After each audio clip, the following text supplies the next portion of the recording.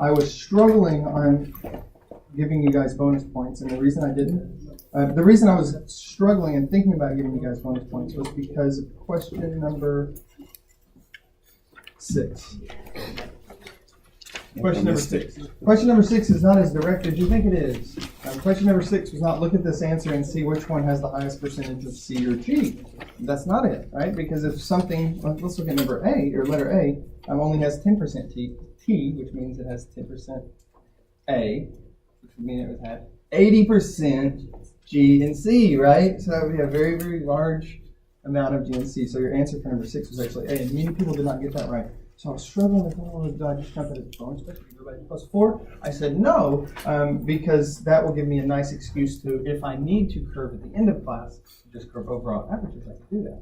Instead of just saying, oh, everybody gets 4 bonus points. And then I'm like, oh, I can get bonus points, I can't curve. If I need to, I can later. So I decided not to. But that is number 6. I think like 6 people got it right. So kudos if you did. Not very many people got that question right. So that was by far the most missed question. What were some other ones? I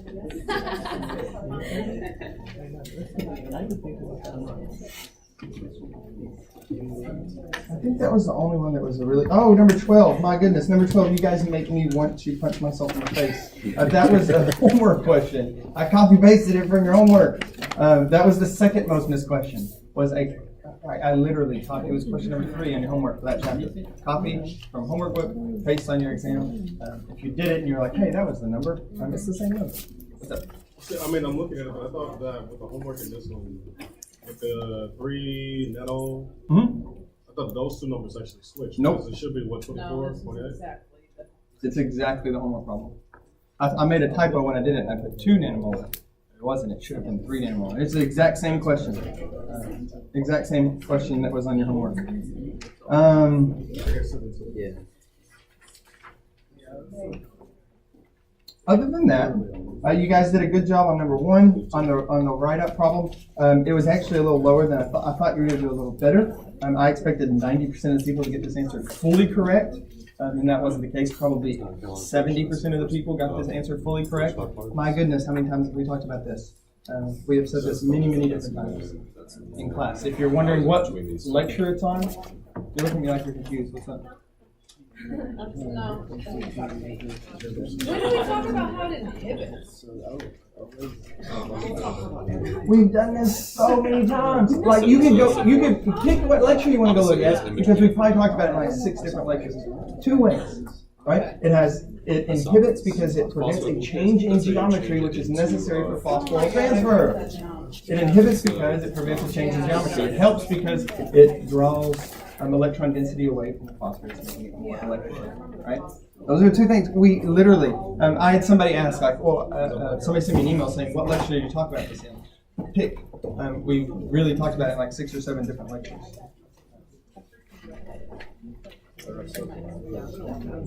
And finally, number 2, the last question. You guys did really well. I was impressed with your reaction mechanisms. Some of you did really, really good reaction mechanisms. If you gave an attempt, I tried to give you bonus points. If you tried to push arrows, I tried to give you as many bonus points. You all did pretty decently on the short answer questions. Again, your multiple choice was a little low. It was even better than last time. So the multiple choices constantly hurt you, but it's gotten better and better and better each time. The multiple choice got better each time. I think last exam, you guys, the average questions number right was 13, somewhere around 13, which is not good. For multiple choice, it should be definitely higher. I think this time it was 15.8. So you did much better on the multiple choice. What's that? On 17, I thought that electron were funneled to the electron transport chain from FADH to radiation.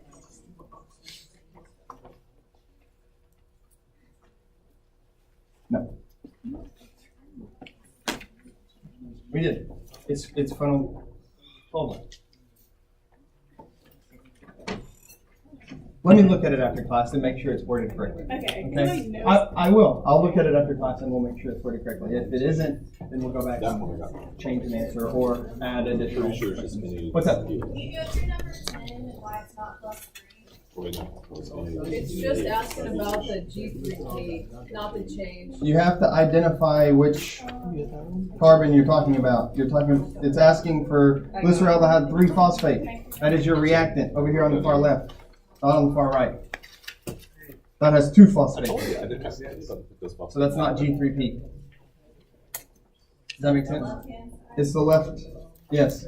The following reaction, what is the oxidation state on carbon 1 of glyceraldehyde 3-phosphate? This is glyceraldehyde 3-phosphate. This is not glyceraldehyde 3-phosphate. That has 2 phosphates.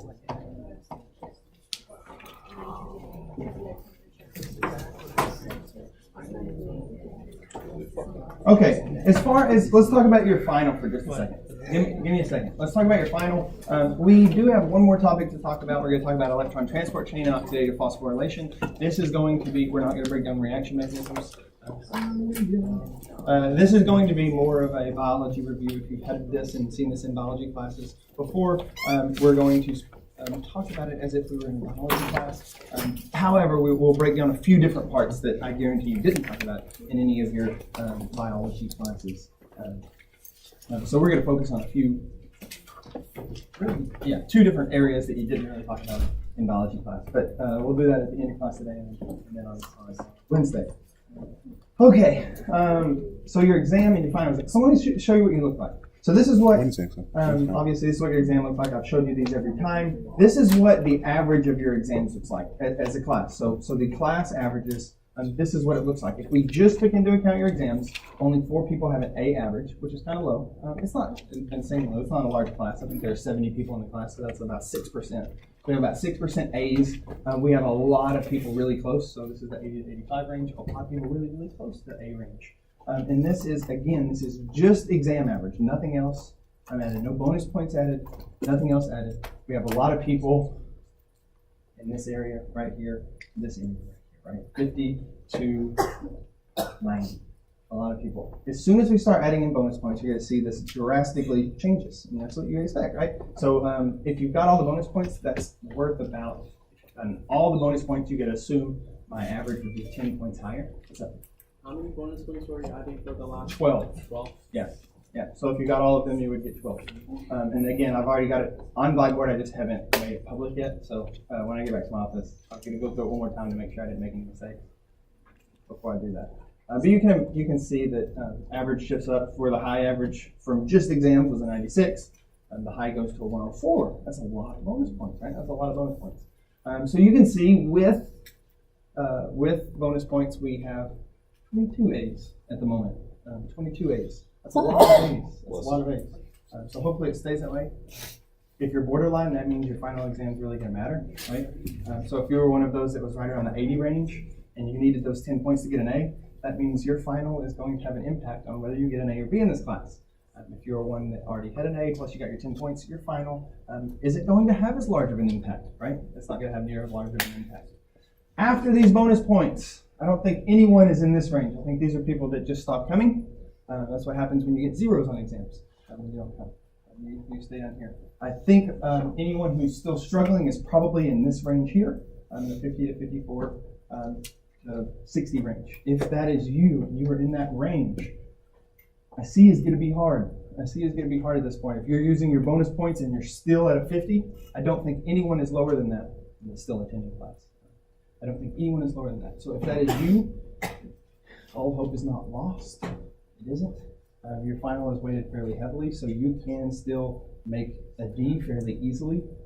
A C, probably not. It's probably going to take you acing your final to get to a C. If you struggle on every exam, acing your final is going to be difficult. However, a decent grade on your final can still get you a D. You will walk out of here with something, not nothing.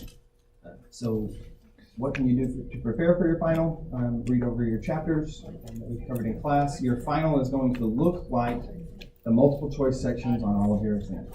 That's what it's going to be structured that way. You will have true, false. You will have probably some matching, and the matching you're going to like more than you like the true, false. The true, false is kind of difficult.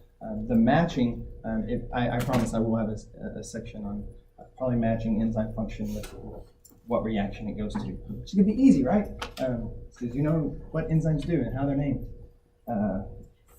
So you'll have some easy matching questions, probably involving pathways. That's a wink.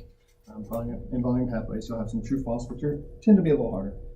And then you'll have the bulk of your exam will be multiple choice, probably 40 to 50 multiple choice questions, and then 20 or so true, false, and matching questions. No short answer on your final. It's all going to be multiple. And so you may be like, oh, thank God. But half of you may be like, oh, crap. That's what I've struggled on. I've struggled on the multiple choice part. So go. I will tell you. Obviously, I would expect I'm going to reuse 5 questions, 6 questions, maybe 1 or 2 questions from each exam. I will just reuse the questions. So study your exams. You will probably see 1 or 2 questions from each exam on your final. You will also see the same topics asked in different ways.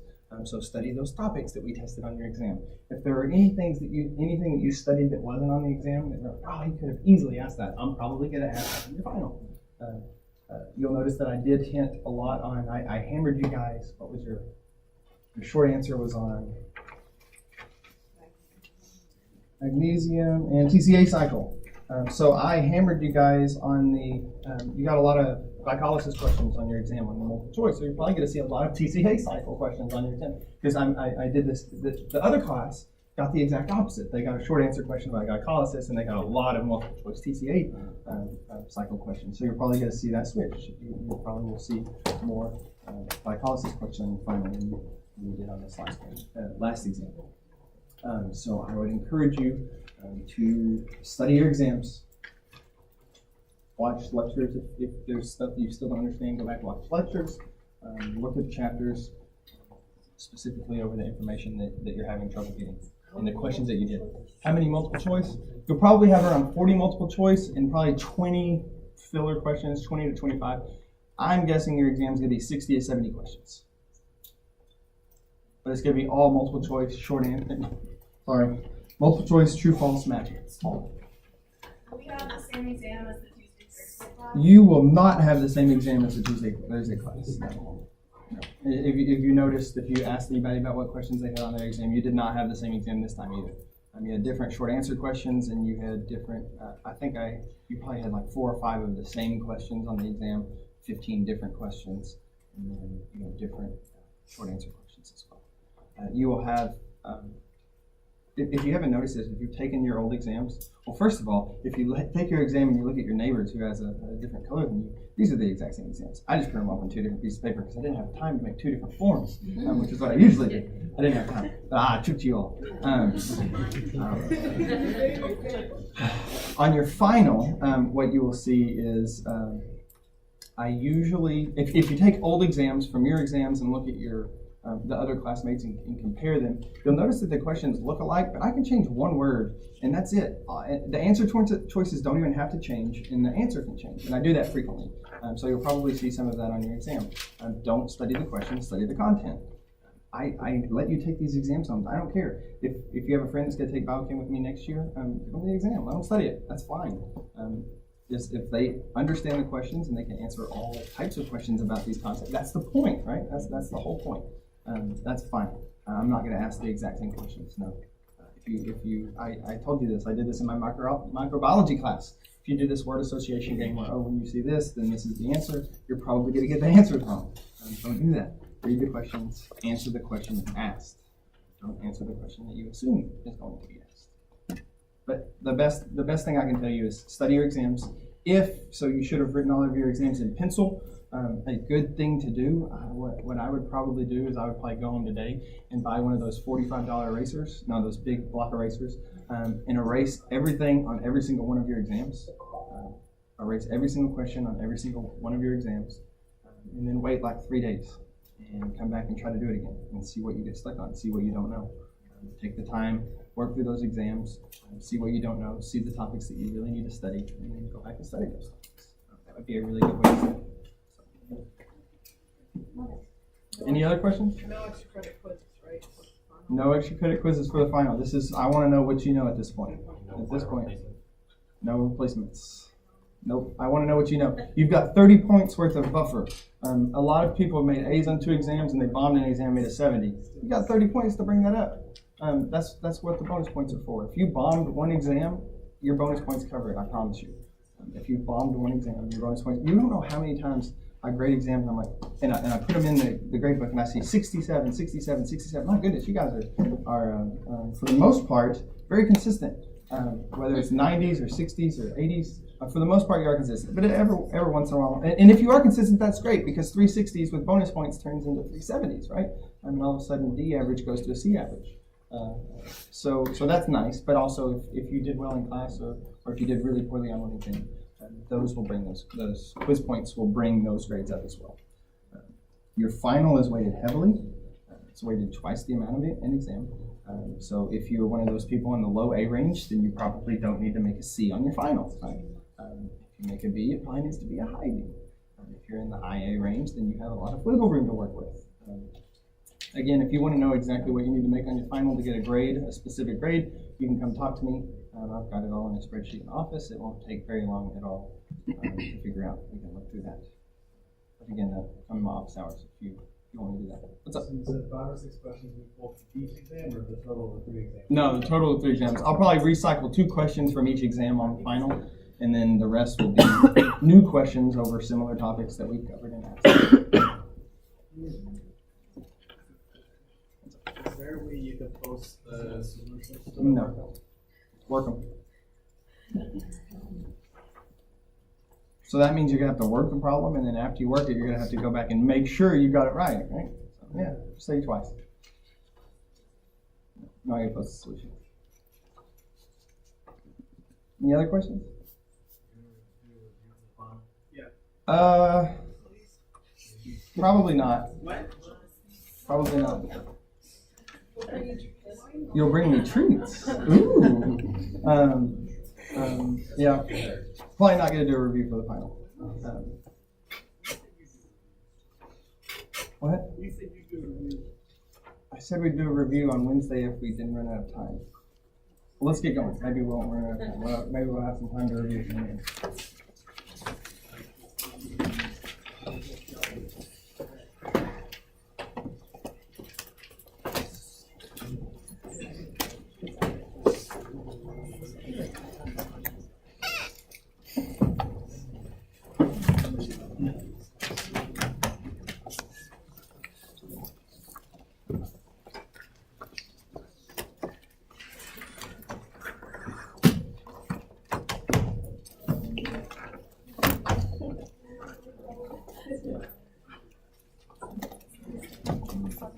Oh no! Got my colored pens.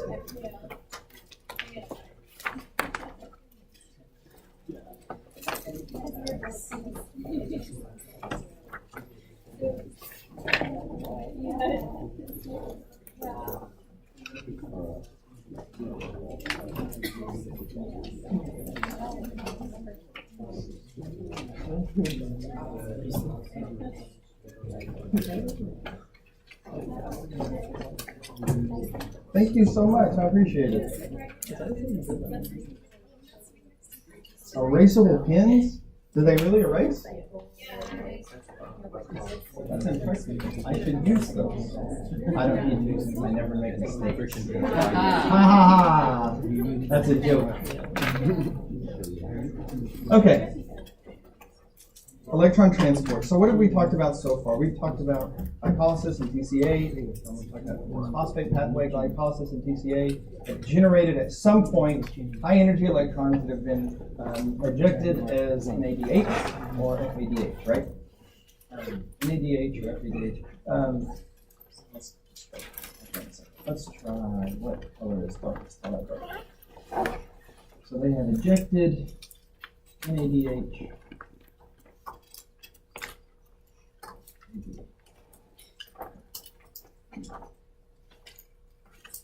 So we have generated electrons, and we said those go to the electron transport chain. We'll talk about it later. This is it generates NADH. It goes to the electron transport chain. We'll talk about it later. Now we are talking about it. And where does this happen? So glycolysis, for the most part, happens in the cytosol. Broken down into pyruvate. Pyruvate goes to the lactic acid cycle. However, the lactic acid cycle occurs where? Remember from biology, I don't think we even really talked about this. Where is all this occurring? Mitochondria, right? TCA cycles occurring in mitochondria. How does pyruvate get to mitochondria? Well,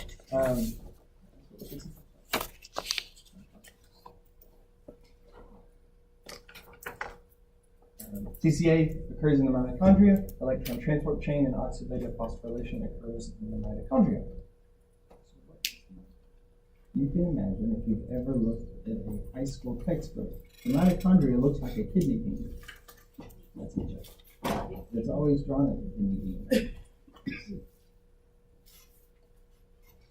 And at some point, this has an inner membrane, and this is not what the inner membrane looks like. This is more what the inner membrane is.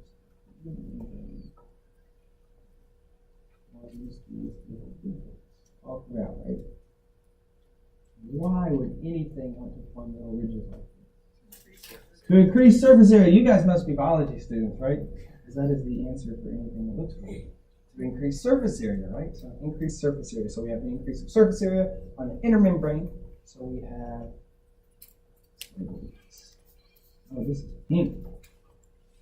Can y'all see that? Inner membrane, we have an outer membrane.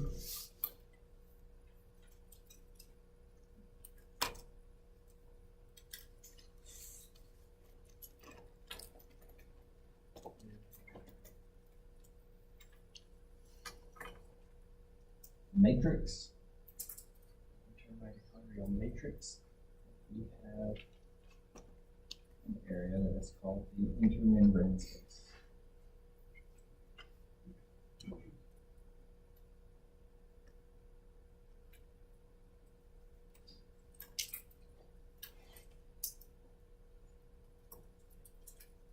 If we take this section right here and pull it up. These membranes are lipid membranes, lipid bilayer membranes, right? So these membranes, if we blow that little area up right there,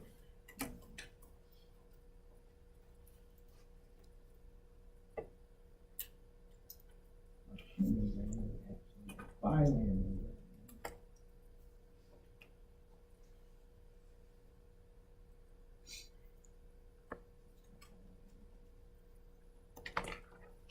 And my outer membrane is also another bilayer membrane. Because the inner membrane and the outer membrane are not equal. The inner membrane, outer membrane are not equal. They're different. So this would be the cytosol.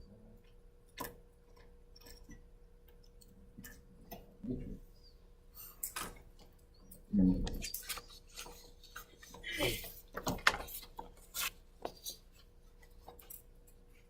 They differ.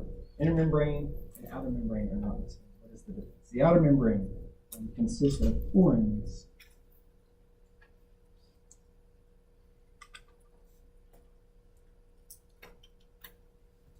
Really protein. I think protein channels would be a better word, a more accurate word. I'm going to say protein holes. Usually when we talk about ion channels, they're assisted. These are more large holes made up of protein channels. They're virtually unassisted. They're just huge holes in this outer membrane that small things can diffuse freely through. They don't really need to be assisted by anything. They don't need a chaperone to help them move through the membrane. They can freely flow through the membrane. So you can imagine the inner membrane and the outer membrane, or I'm sorry, the inner membrane area and the cytosol probably look alike, right? And the only thing that's going to be separated are big, huge things, maybe really, really large proteins. Anything that's less than 10,000 Daltons or 10,000 molecular weight can pass freely through from the cytosol to the inner membrane. So the only thing that's going to keep out are large organelles, really, really big proteins, things like that. Small things can diffuse through. So the first question was, how do we go from glycolysis, we make pyruvate, we've got to get pyruvate across. Can pyruvate diffuse across this membrane? Yes, freely, right? So pyruvate can freely diffuse across this membrane. Diffuse across the next membrane. Told you the inner membrane is significantly different. This is a standard type membrane.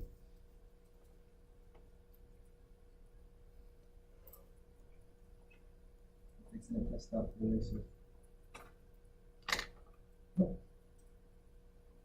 Oh my goodness. That is fantastic. No way.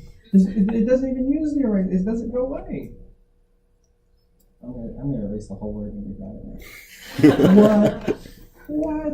It's heat sensitive, so the friction makes the color go away. It doesn't actually remove the ink, it just removes your ability to see the pigment. This is fantastic. If you get caught in your car, they don't work anymore. Really? So that's My life has changed. No need for whiteout. Friction flicker. Merry Christmas to me. Sorry, I'm excited. I really am excited. This is a standard membrane. Things cannot diffuse freely through this membrane. Right? Small particles cannot freely diffuse through a standard lipid bilayer membrane. So we need chaperones. For example, the chaperone MPC, or mitochondrial pyruvate carrying membrane, or the enzyme MPC facilitates movement of pyruvate across this membrane so that it can start the TCA cycle.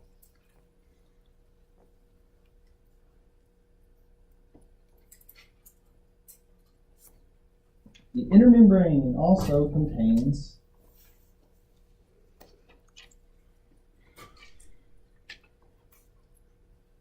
membrane-bound electron carriers.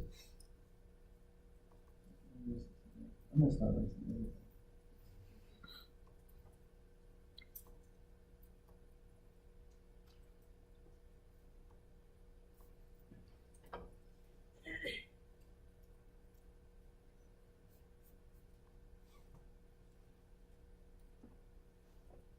It contains membrane-bound electron-carrying protein complexes. That's a mouthful. And this occurs, actually this takes up about 80% weight of this membrane. Most of the mass is densely packed with proteins to facilitate this electron transport from the molecule phosphorylation. That's the need for more surface area, right? Membrane with as many of these proteins as we can to facilitate electron transport. What's going on in the matrix? The matrix fatty acid catabolism, which we'll talk about in Biochem 2, TCA cycle. Sorry, let's just erase this and move on.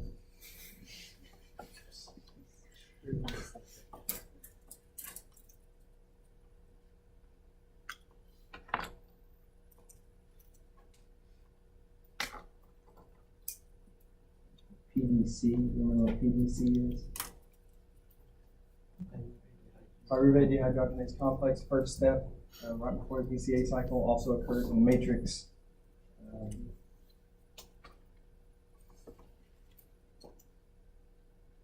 Fatty acid catabolism. We'll talk about next semester is also occurring in the matrix. Mitochondria. So here's a question. TCA cycle, pyruvate dehydrogenase complex. These steps are catalyzed by enzymes. How do these enzymes get here? What? How do these enzymes get here? They do have their own DNA, right? So they do have their DNA. There is mitochondrial DNA. There are resources here to build proteins inside the mitochondria. However, most of these cycles, 90% of their material is not built in-house. It can be built in-house. A lot of it can be built in-house. Some of it can be built in-house. Most of it is shuttled in. And how is it shuttled in? It is shuttled in by two fellas named Tom and Tim. Tom and Tim, y'all know Tom and Tim? Yeah. Tom and Tim do a lot of work, right? Thank you, Selfies. Oh, nice. Tom and Tim, right? Tom and Tim. What is Tom? What is Tim? Yes. Translocase. Translocase of the inner or outer membrane. Translocase of the inner or outer membrane. It facilitates in moving big enzyme complexes through the outer membrane or through the inner membrane. Obviously, if it's a small enzyme and it can move through the outer membrane, many enzymes are smaller than 10,000 Daltons. However, regardless, it still has to get through the inner membrane. Enzymes are getting through the inner membrane by simple diffusion or translocase. Enzymes help move things across this inner membrane.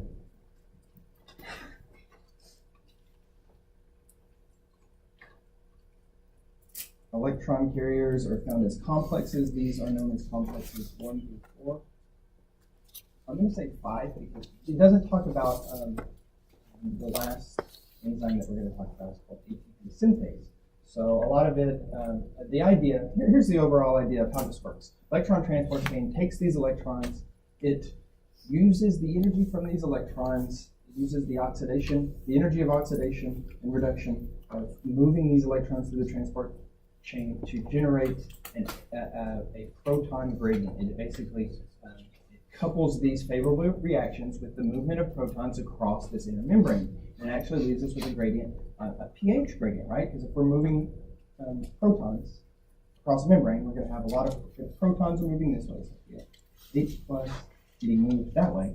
We have a lack of H plus and we have an abundance of H plus, right? So there's going to be a difference in pH, right? That's what pH is. It's the concentration of hydrogen. If we're changing the concentration of hydrogen on both sides,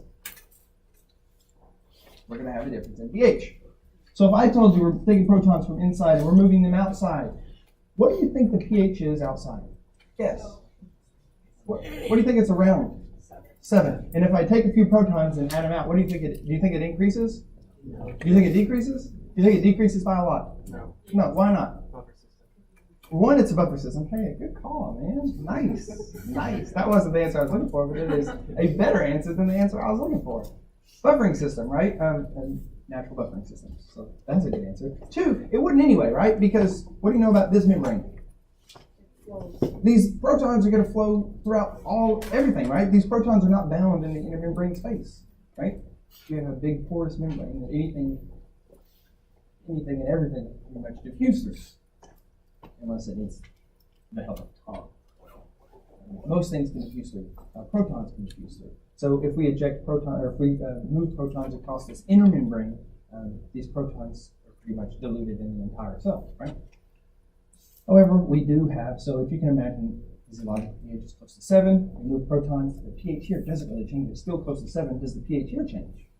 Yes, because we have a closed system and we're moving protons. So you can see a difference in pH here maybe somewhere around 10 to the 9. It's actually increase slightly, where this is going to stay right around 10 to the 7. So we do have a difference in pH. So what does this look like? So let's draw a rough sketch of outer and inner membranes. Yes. No. A little bit down.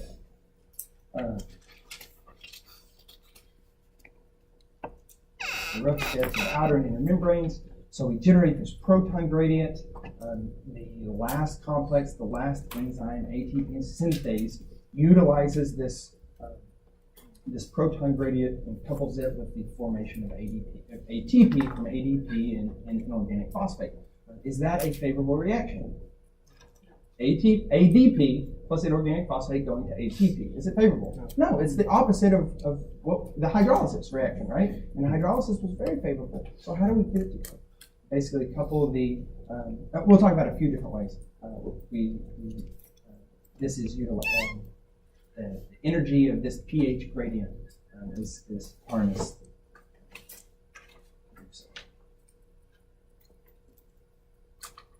These protein complexes, electron-carrying protein complexes, are membrane-bound in the inner membrane, right? You should know that.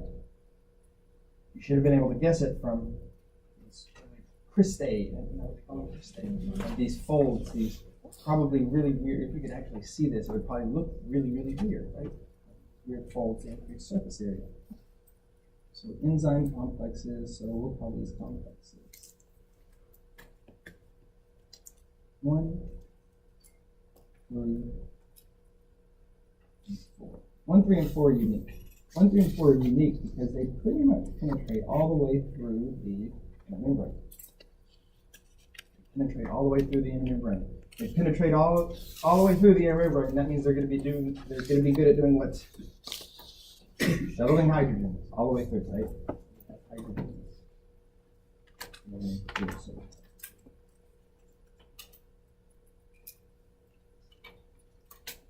Large concentration of hydrogens you move through, a smaller concentration of hydrogens in the matrix, right?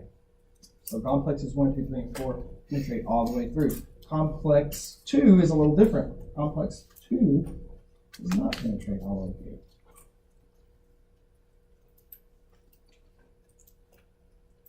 Not the inner membrane. It still serves a purpose. It still generates ATP.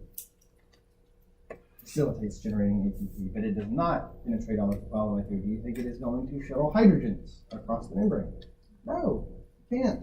It doesn't. It has a different role. It does not. And lastly, we have ATP synthase. This is what you're trying to this is your textbook test.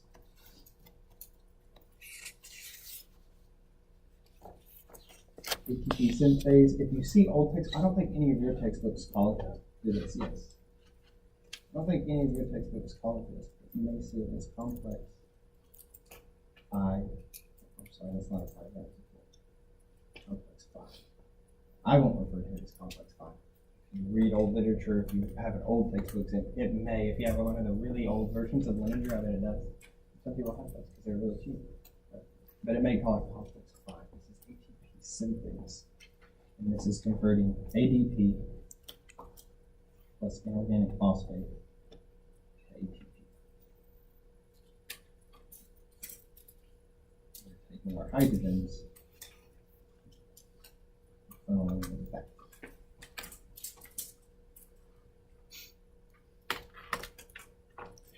So this is a nice little overview of what's happening with electron transport, and it's kind of leaving out the oxygen part of oxidative phosphorylation. But it is, you can imagine this would be a nice overview of electron transport and phosphorylation, oxidation. Okay.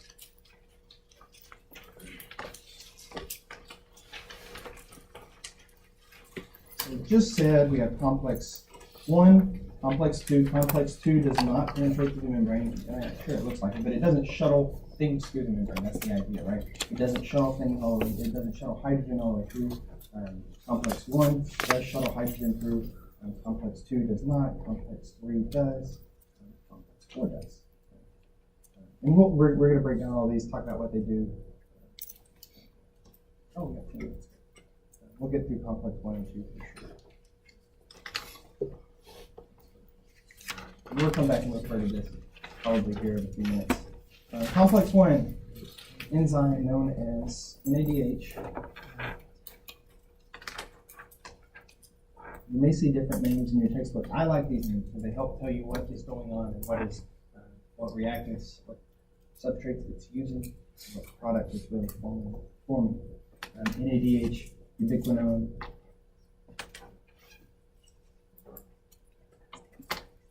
oxidoreductase.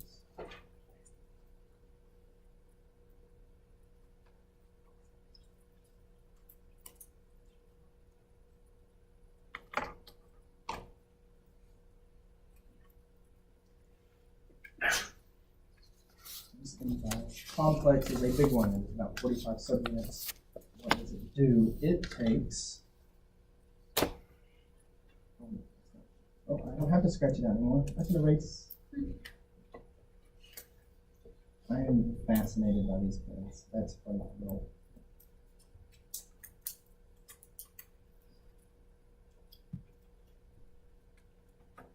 Oxidizes NADH. So it takes NADH, converts it to NAD plus, right? Takes away hydrogen, takes away 2 electrons. We're losing electrons from NADH. Takes those electrons, shuttles them to coenzyme Q. Coenzyme Q. We talked about coenzyme Q when we talked about TCA cycle. Coenzyme Q is written as UQ. They see it referred to as ubiquinone. It also shuttles or pumps hydrogen across the membrane. So it moves hydrogen, oxidizes NADH, reduces coenzyme Q. It does this in 3 steps. 3 steps. First step.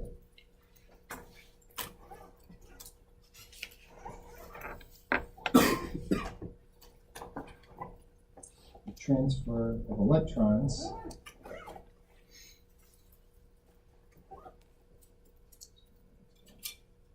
now that I can erase, I'm going to be erasing things that I don't need to. It's fun.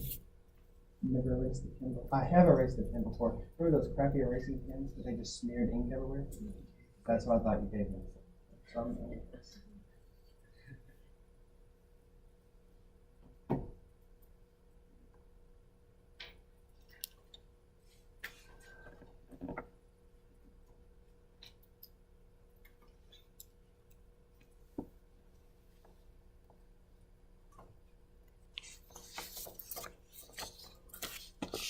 So the first step is something we haven't seen before.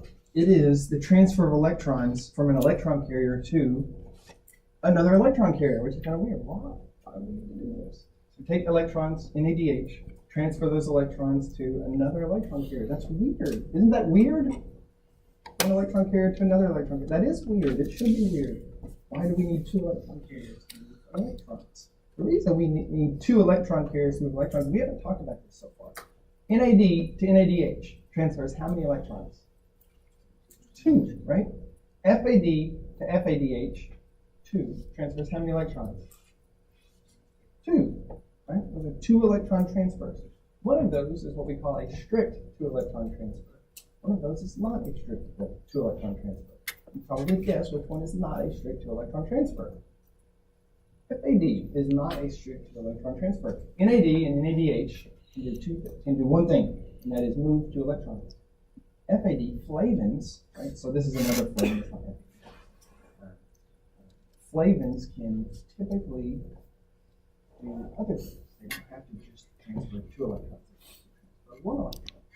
So why is that important? It's important because this, and many of these enzymes utilize iron sulfur centers. And iron sulfur centers also, so NADH, right? Let's write this over here.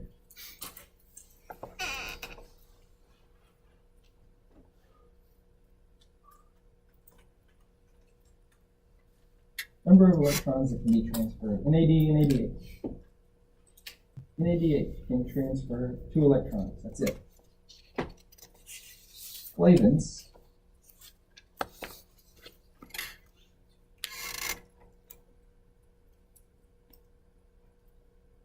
or 2 electrons, right? So flavins can transfer 1 electron. Flavins can transfer 2 electrons. Iron sulfur clusters can transfer 1 electron. A lot of these enzymes utilize iron sulfur clusters. So how do we get from NADH to an iron sulfur cluster? We need something that can transfer 1 electron, right? We need something that can take 2 and hand it off 1 at a time. What can do that? Flavins. Flavins do that.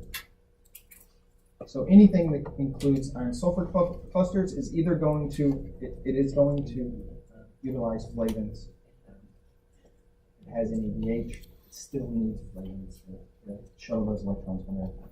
So here we have something that can transfer 2 electrons, now 1 electron, and now we have something that can hold 2 electrons, right? But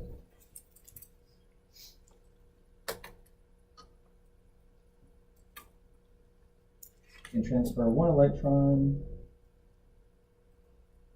at a time.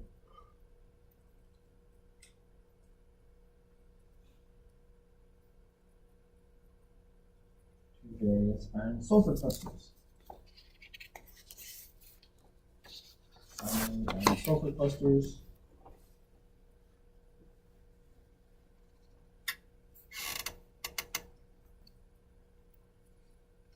Transfer 2 electrons, well, obviously one from each iron sulfur cluster, to coenzyme Q. And that will leave us with reduced form of coenzyme Q.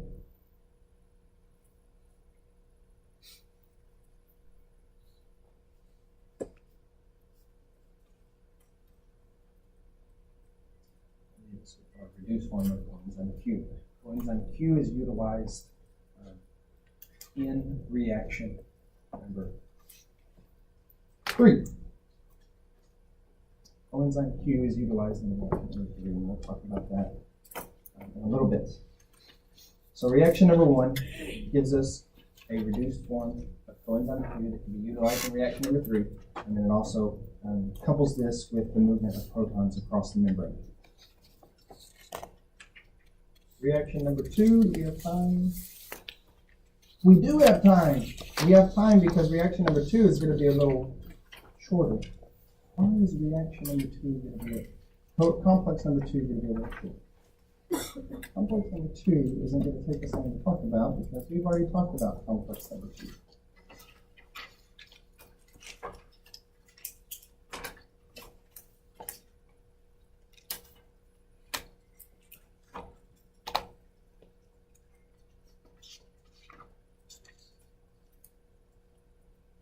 Succinate dehydrogenase, we've seen before, correct?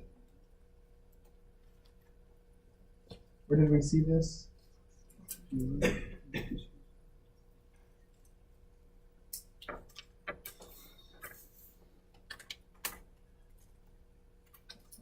I can just erase, don't worry.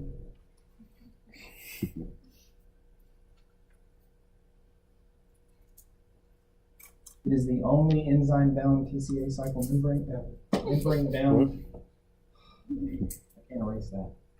It is the only membrane-bound enzyme in the TCA cycle. It's the only membrane-bound enzyme in the TCA cycle. We already know what it does. What does this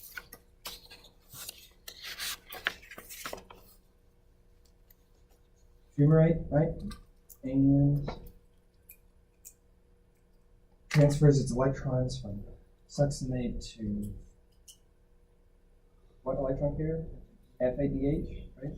From FADH to iron sulfur cluster.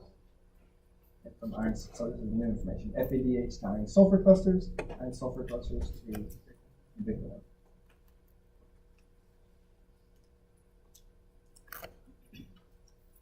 Sulfur clusters to ubiquinone. How does this look? What does this look like in terms of what we talked about before? Here's what we talked about before.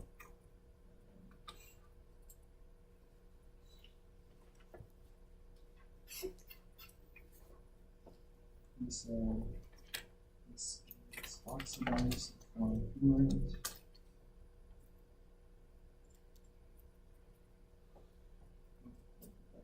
That noise.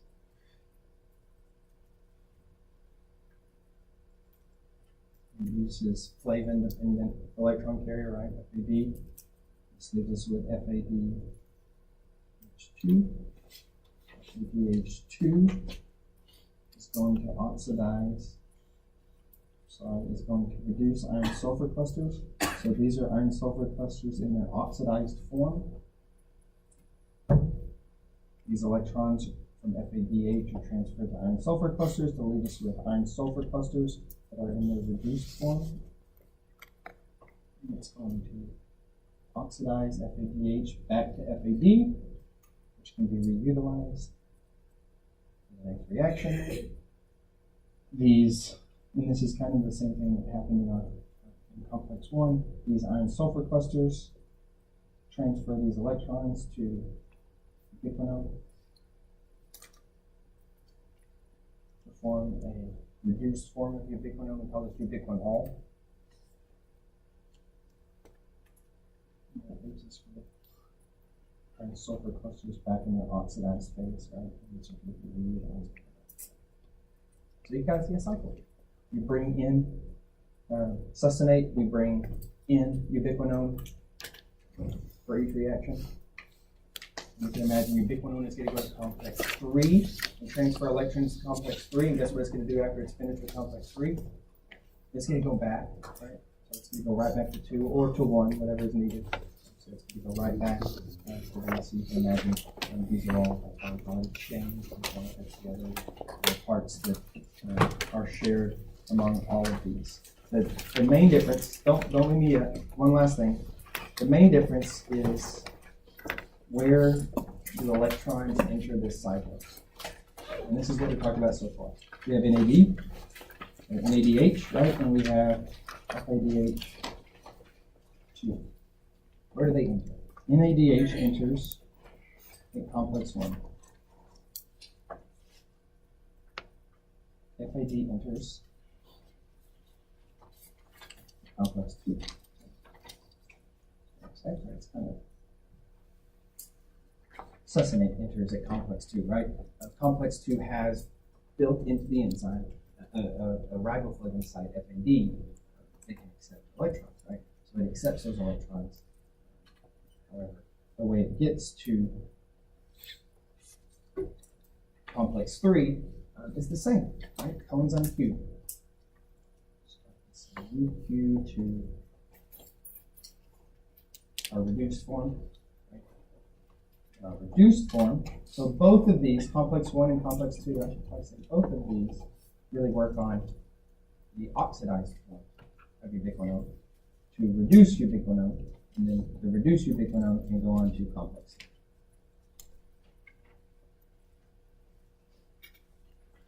We'll pick up with complex 3. We'll talk about complex 3, complex 4, and ATP synthase for your next class. Complex 3, complex 4, and ATP synthase. One thing you need to be able to identify are electron carriers, NADH, FADH, even ubiquinone, iron sulfur clusters. How are they different? They carry different numbers of electrons.